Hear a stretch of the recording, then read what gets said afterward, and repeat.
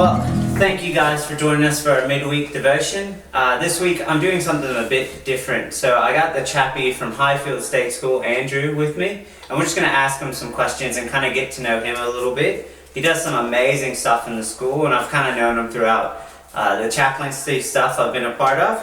But yeah, I guess to get things started, Andrew, just tell us a bit about yourself. Yeah, so obviously the name is Andrew. I'm in my mid-40s, but that'll do enough in terms of the age stuff. Been married to my amazing wife Naomi for 16 years now, so feel like we almost have our L's on.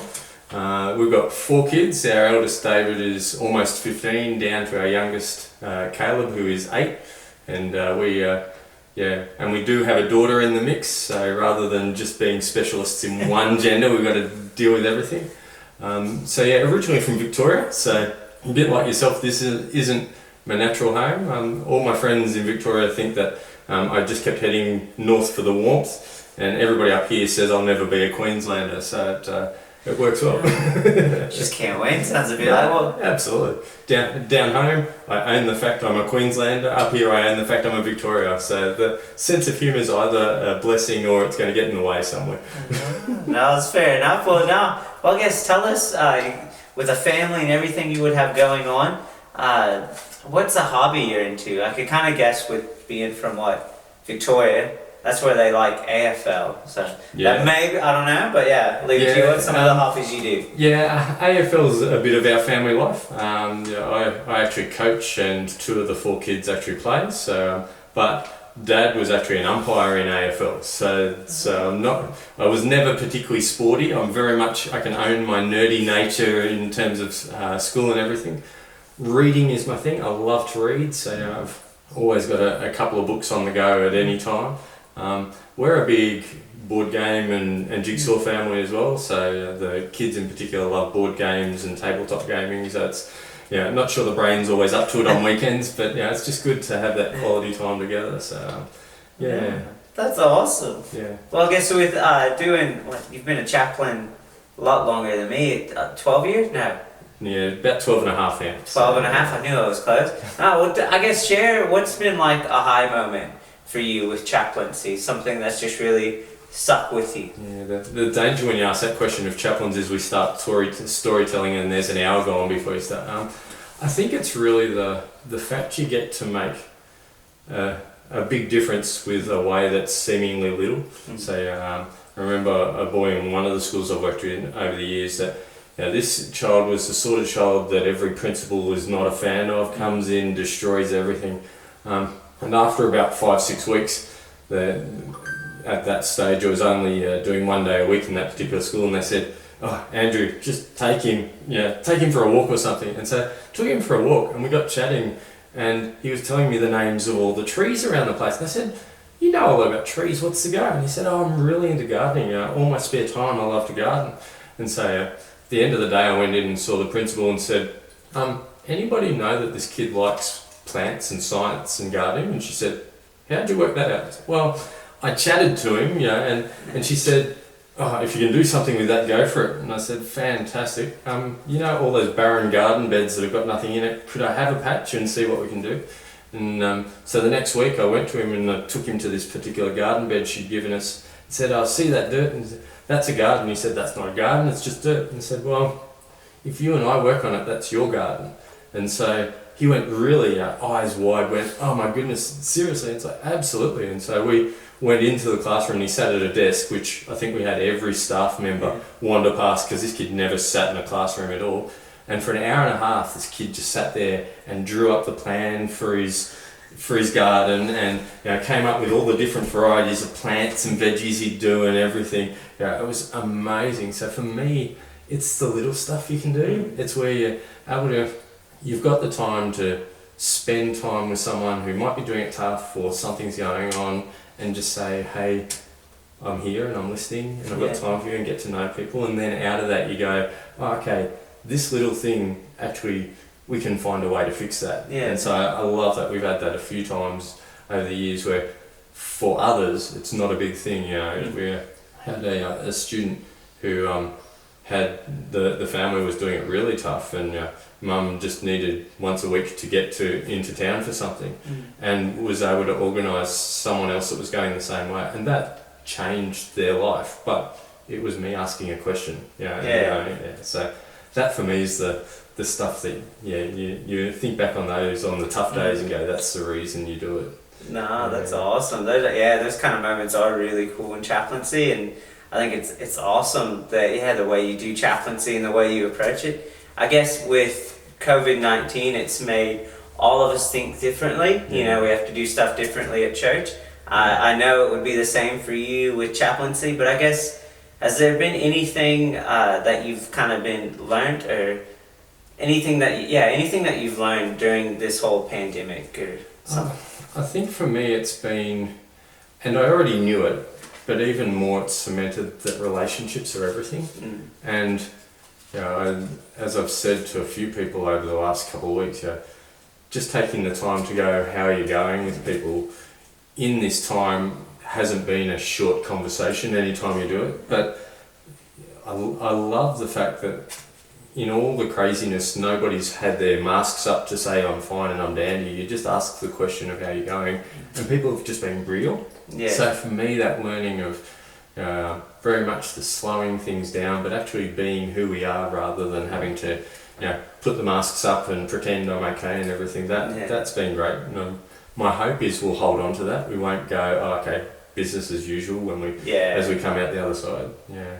I hope that's the case. It has been really cool how people have been more real lately, and some of the fake games that we play have kind of gone, because with kids at home and everything so different, you don't have time to play games. It's just boom, just this how I am. Absolutely. And if you're doing the homeschooling, doing all the learning at home stuff, and you arrive in the morning, and people ask how you're going, and you've spent an hour trying to get your own kids sorted, so not quite as happy as usual, but that's okay. We're here. We're doing it. No, that's awesome. Well, I guess another question I have, because being new in my role at Highfields Church and new to Highfields, I'm just curious with how, as a church, we can better support you and some of the amazing stuff you do in chaplaincy at Highfields State School. Well, you'll know from our time together as chaplains that prayer for me is absolutely crucial. So it's always my starting point. And it's because I've been in for a while as a chaplain, you realise you can't do it in your own strength. So knowing there is the body of believers behind you, holding you in prayer, is something I'm always, anywhere I turn. That's one. Our hard part as chaplains is that the government only gives a bit in the financial part. So I know at Highfields basically it covers about half, and I know your church has been really generous over the years in that, and really appreciate that. But if people felt that that's something they could do, that'd be fantastic. We at Highfields over the last 12-18 months, we've brought all of our support staff together to form very much a support hub. So we've got our defence staff member, myself, our guidance officer all together to really work as a team and to do the practical needs stuff. So we've got a cupboard there that's got non-perishable stuff for kids that arrive and are hungry and that sort of thing. So that sort of practical stuff's really helpful. So if people had a couple of tins of baked beans or something, or we're shopping and thought, we can buy an extra tin, it's good to have those for some of our more interesting kids. Our other thing we've started in that setup is we've started as very much in the beginning stage as a bit of a woodwork program with some of our interesting boys.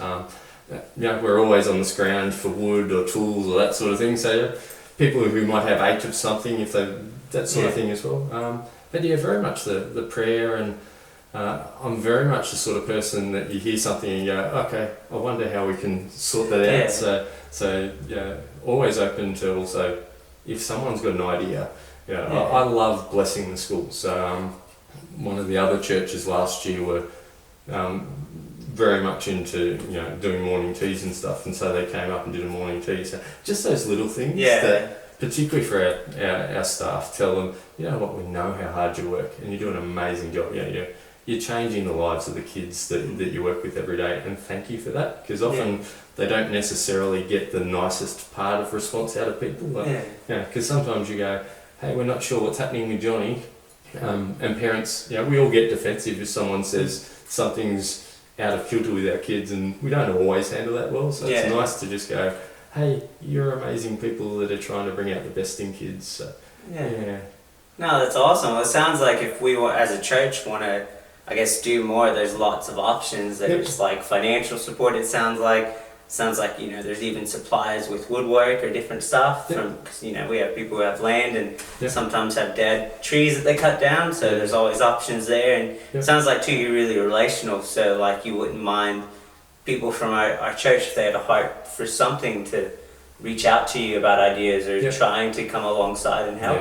Absolutely. You sit there and go, if someone's got a heart to do something, there's kids that can benefit from almost anything someone's got a heart to do. And it's just about, I love as chaplains we have that ability to go, I can be a doorway in, and I've got the relationships to go, we've got this person that's got this passion for this stuff. Is there a way that maybe we can work with them to help the kids? And that tends most times to go across really well, of going, actually it's about the kids and what difference we can make, or it's about families that are doing it tough. Let's work together and see what we can do about it. No, that's awesome. Well, I think I'll put you on the spot. I've asked all my questions I sent you before, but I guess I just have one question. Knowing some of the work you do and some of the ministry that you do, I always think it's good to ask people who really, really operate as the hands and feet of Christ in like schools and kind of have that position with their job and their title and stuff like that. What's something you would want to share to us as a church going forward, kind of through COVID-19, but not all the way, but like something you would want to share that you feel like God's wanting for that next season that's coming after we're through this pandemic?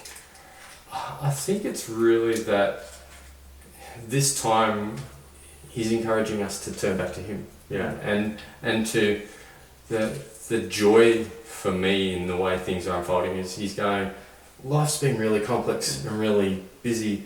It doesn't have to be. Be confident enough to take that before you just jump back into everything. Ask the question, do you need to jump back into things? And as a family, we've loved being able to spend even more time in God's Word and really focus on the stuff that matters. So I think the challenge He's putting to us, you can't go and do lots of things, but our relationships you can do even more. So I've loved, like my mum lives in Melbourne, the number of times we've done Sunday dinner, but mum's been on the Zoom and being able to do the relational stuff. So distance doesn't matter. So it's those little things like picking up the phone of someone you haven't been in touch with, or just that encouragement. The hope we have, the great opportunity we have is to share that at the moment, to make sure people realise actually nobody gets missed, and we can all do a little bit of that. It's not up to one or two, but even if there's the neighbours, we've loved connecting more with our neighbours because you couldn't go anywhere, so you chat over the fence. Those little things that we can all do.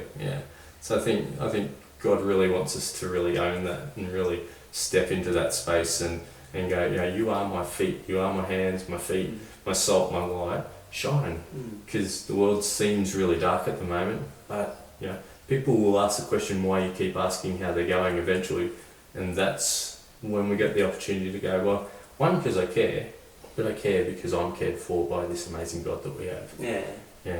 No, that's awesome. Well, I guess thank you so much for coming after school to let me ask you a couple questions and sit down with me.